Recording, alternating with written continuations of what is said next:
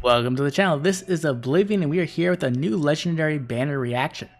I'm not really sure who it could be tonight. It is a green unit, I believe, if I'm remembering right, and I think it's water season. So I'm thinking like male Corrin, maybe they do Soren, because like, you know, Claude was supposed to be a wind legendary, but somehow he ended up as an earth legendary, so maybe it's the same thing with Soren.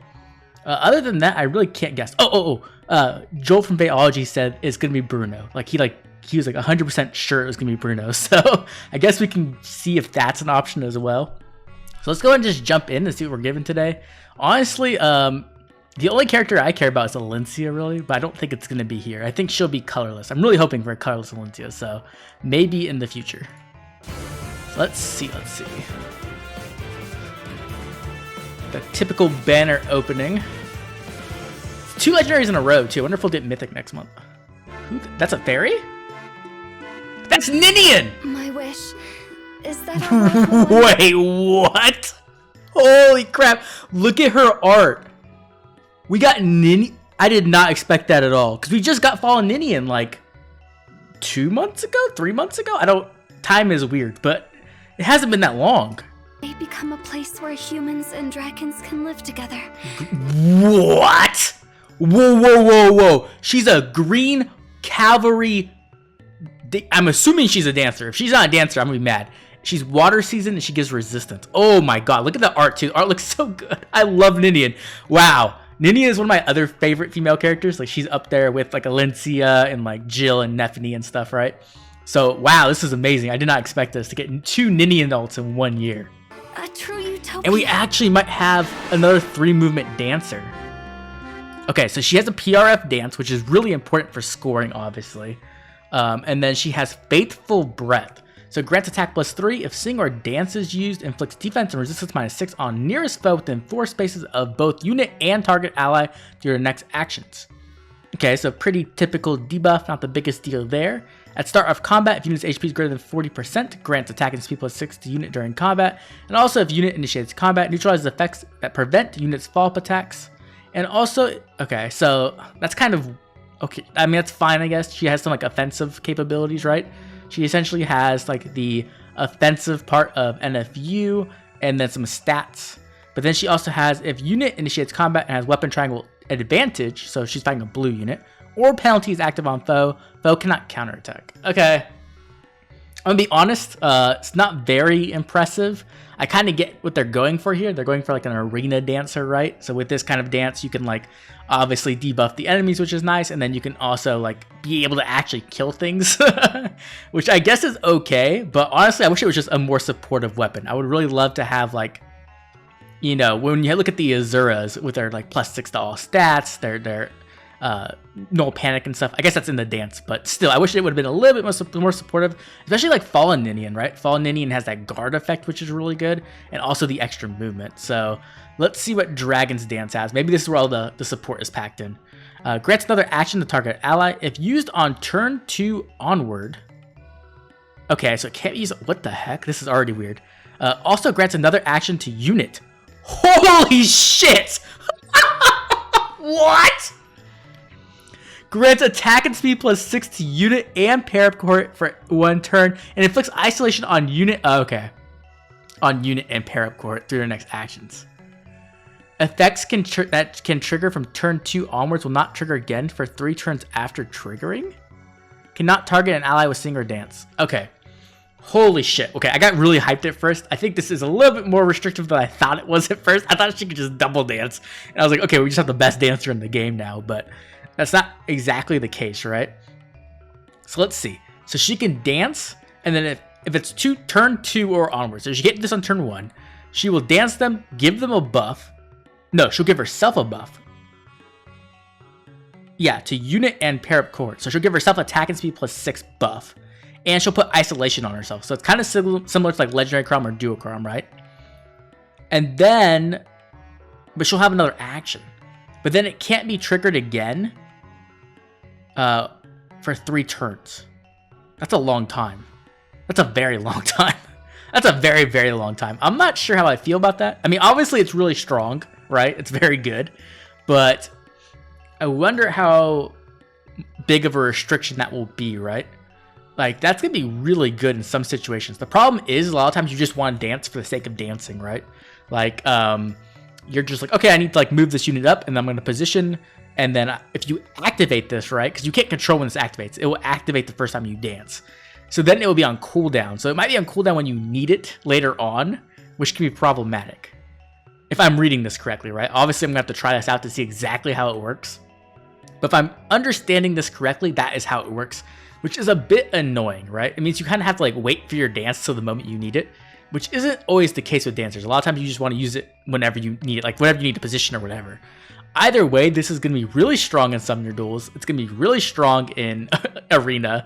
It can be really strong in Ether Raids as well, obviously. Holy crap. The thing is that she can't dance again. So typically you're going to be using this to essentially reposition her out the way so she doesn't get hit by something, which is really nice, because sometimes that is problematic, or just using her to attack. So I guess it makes more sense that her weapon does have such a focus on offense, because she has another action to attack with, essentially.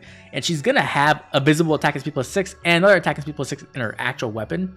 So she's going to have decent offensive stats, it looks like. She also has Trace, so that's really good. So you can like, wow, you can like, can you dance and then Trace then get another? No, it'll be like Gale Force, right? So you'll get the extra action, and then after the second action, you can still Trace out. She also has Blue Feud 3, which is like the best feud skill, so wow, she's actually looking really interesting. I don't know if she's like the best dancer in the game, but she has to be up there, right? Like, she has to be at least top 5, I think. She's probably up there with like the 2 Azuras. Oh my god, that animation. Wow. Okay, so let's see how it works. So she dances. I can do this. She's with Nils. Oh, that's so cute. Dancing Elowood. So then she has another action. She can just move away. Oh, it has a counter on it. That's really nice. That has a counter on it. Okay, she didn't go in. She's just gonna murk this Manakete. Like, Manakete's dead. With the freaking lasers, dude. That is so cool. Okay, wait, I want to go back a little bit because I want to point this out. So, okay, go back. Where's that? It's taking too long. Here you go. So after she does that right here, you see right here how it says has the dance symbol and then the 3. So that tells me that you do have a timer, but like I said, it's going to be a bit inconvenient at times, but at least you'll be aware of when it's going to be up, which is really, really important, right? So that's a very nice quality of life addition they put in there. Oh man, I'm so excited now. Okay, let's go ahead. Let's look at the actual banner itself. So we have Milla, we have Regan, we have Lilina, we have Not, we have male Byleth, female Byleth, we have Tine, we have Fallen Lilith, that's pretty much to be expected. Fallen Ninian, ooh, we got 2 Ninians in one banner. Legendary Xander, Ascendant Florina. So this is exactly what I think most people assumed the banner would be. Looking at the colors, this banner's pretty good, right? Red has pretty good share here. Legendary Lilina is a bit old, but she's a very good unit still. Regan's obviously a mythic here, and then Fallen Lilith is like the queen of fodder, and she's an amazing unit. Like, she gives that NFU buff, which is amazing, and the teleportation, but then also she just has Speed Smoke 4, which is like one of the best skills in the game right now. So Red looks pretty good, actually. Colorless, let's see. Colorless has Milla. Obviously, Milla's a great mythic if you don't have her, or if you're trying to merge her up. When it comes to the other 2 units, Ascendant Florina is a bit slept on in my opinion. She is very good in specific ways. Like, you kind of have to like know how to use her, which is like either Gale Force strategies where you go in and use her as a Wings of Mercy beacon kind of without actually having to equip Wings of Mercy.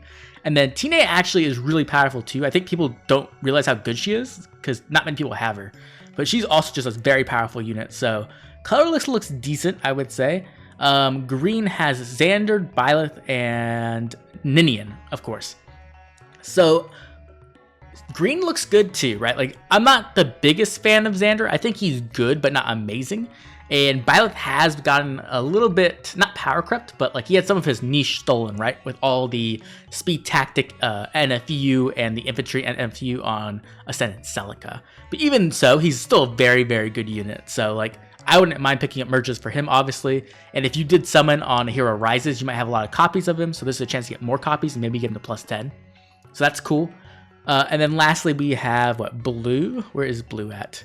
Blue is Fallen, Ninian, Not, and I can't see anything. Oh, and female Byla.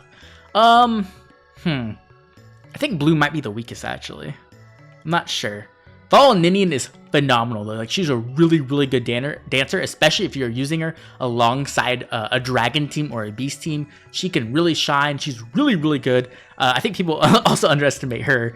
And then female Byleth is solid, but I don't think she's like phenomenal. I think she's a very good unit. And then Not obviously is Not. She can be great if you're trying to go for an aggressive defense team, but that's kind of fallen out of the meta at the moment, especially on Dark Season where you rather use like Medius and like a Catriel Ball.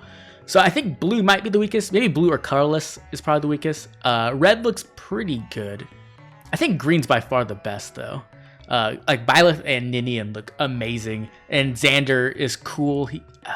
He's not as good as he could have been because he came out with so much competition in the Axe Cav like class, you know, with like Summer Dimitri and Harmonic Roy. I was gonna say Duo Roy, Harmonic Roy. Either way, this banner looks decent. I don't think it looks amazing, but it definitely looks decent. I don't think there's anything else in here. It's just the Spark and then the Celestial Stone. Right, yeah. So let's go back and look at Ninian a little bit more. So overall, my thoughts. Let's see. Ninian, this... I can't believe we got 2 Ninians in 1 year. That's phenomenal, first of all. Second of all, she's a dancing cav. And if you don't know, dancing calves are just some of the best units in the entire game. Dancer Sigurd kind of like revolutionized the movement meta alongside Legendary Sigurd and Not. He has fallen off a bit now, especially when you have Harmonic Azura, who could be argued as the best dancer in the entire game right now.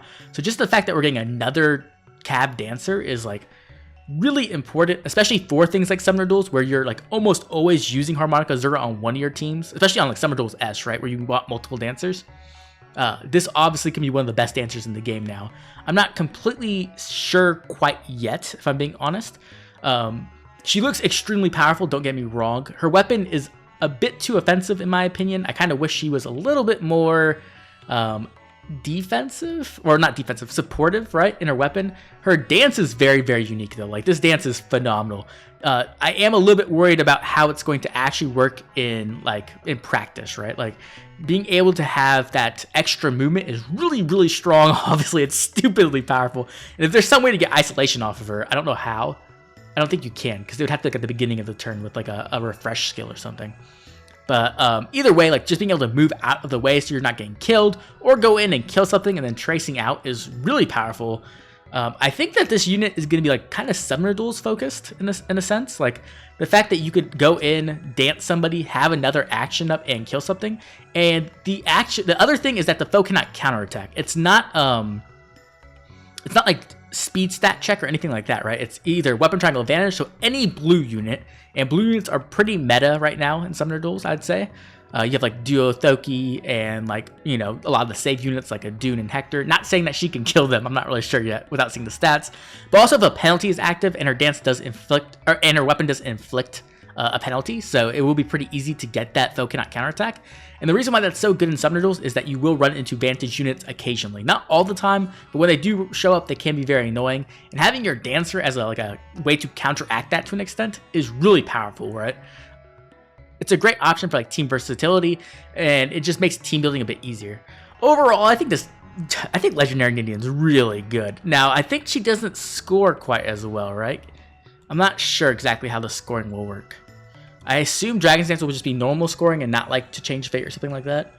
So I'm guessing she can score just as good. Yeah, she should be okay, actually. Never mind. Now that I think about it, she should be good. So this unit's going to be like pretty much everywhere in Water Season, right? Because like the whales are going to summon for her, and she's going to be actually super annoying, I think, in Arena. But I'm excited for her because she is Ninian, and that's one of my favorite characters, and I will definitely be summoning for her. I was kind of thinking about skipping this banner, but now seeing this, there's just no way I could possibly skip Ninian.